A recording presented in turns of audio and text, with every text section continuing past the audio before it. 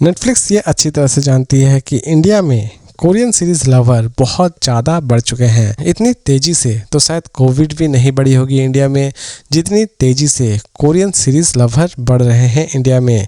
जी हाँ दोस्तों, finally Korea की एक नई सीरीज रिलीज़ कर दी गई है नेटफ्लिक्स की तरफ से। जी हाँ दोस्तों, मैं बात करने जा रहा हूँ द आर्ट ऑफ सारा वेब सीरीज़ के बारे में, जिसे फाइनली रिलीज़ कर दी गई है नेटफ्लिक्स पर। इसके टोटल 8 एपिसोड रिलीज़ किए गए हैं और हर एक एपिसोड लगभग 35 to 49 मिनट की है, यानी कि इसके हर एक एपिसोड अच्छी खासी लेंथी है।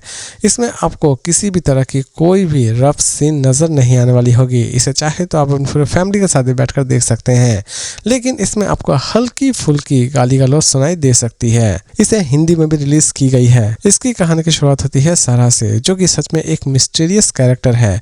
अचानक से ही हमें दिखाया जाता है कि सारा की मौत हो जाती है और यहीं से कहानी की शुरुआत होती है। पुलिस किसी भी तरह से सारा के मौत की वजह को पता लगाना चाहती है और उसके पूरे लाइफ के बारे में किसी भी तरह से जानना चाहती है, और लास्ट तक पुलिस इस केस को किस तरह सॉल्व करती है, यही सारी चीज़ें आप इस सीरीज़ में देखने वाले होंगे।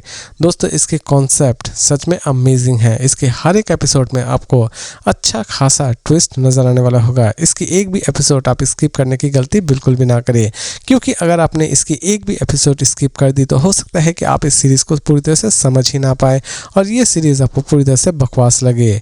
यकीन मानिए दोस्तों, ये एक ऐसी सीरीज़ है जो कि आपका पैसा पूरी तरह से वसूल करके रख देने वाली होगी।